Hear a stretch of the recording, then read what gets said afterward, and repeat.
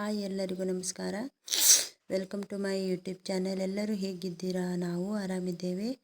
ಇವತ್ತು ಏನು ಮಾಡ್ತಾ ಇದ್ದೇನೆ ಅಂದರೆ ಹಸಿಮೆಣಸಿನಕಾಯಿ ಮತ್ತು ಒಣ ಮೀನಿನ ಚಟ್ನಿ ಮಾಡೋದು ಹೇಗೆ ಅಂತ ತಿಳಿಯೋಣ ಬನ್ನಿ. ನಮ್ಮ ಹಳ್ಳಿ ಕಡೆ ಮಾಡುವಂಥ ಹಳ್ಳಿ ಸ್ಟೈಲ್ ಚಟ್ನಿ ಇದು. ಮೊದಲಿಗೆ ಹಂಚನ್ನು ಬಿಸಿ ಮಾಡಲಿಕ್ಕಿಟ್ಟು ಆಮೇಲೆ ಅದರಲ್ಲಿ ಹಸಿಮೆಣಸಿನಕಾಯಿ ಹಾಕಿ ಚೆನ್ನಾಗಿ ಫ್ರೈ ಮಾಡಿಕೊಂಡು ಆಮೇಲೆ ಅದರಲ್ಲಿ ಕತ್ತರಿಸಿಕೊಂಡಿರುವಂಥ ಈರುಳ್ಳಿ, ಟೊಮೆಟೊ, ಬೆಳ್ಳುಳ್ಳಿನ ಹಾಕಿ ಮತ್ತೆ ಚೆನ್ನಾಗಿ ಫ್ರೈ ಮಾಡಿಕೊಂಡು ಮುಚ್ಚಿಡಬೇಕು.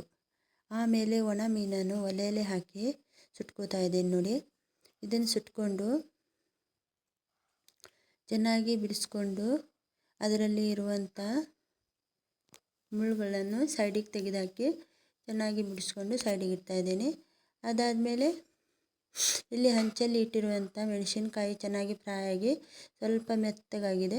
ಅದಕ್ಕೆ ಸ್ವಲ್ಪ ರುಚಿಗೆ ತಕ್ಕಷ್ಟು ಉಪ್ಪನ್ನು ಹಾಕಿ ನಮ್ಮ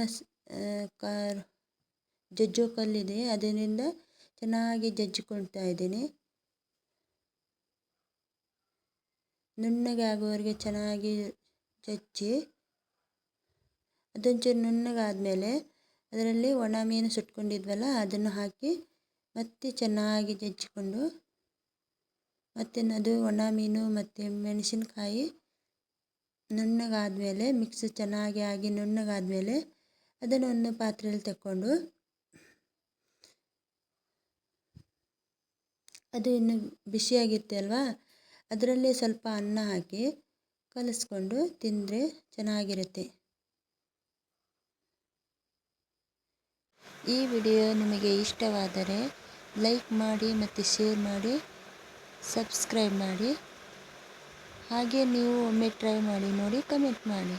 ಧನ್ಯವಾದಗಳು.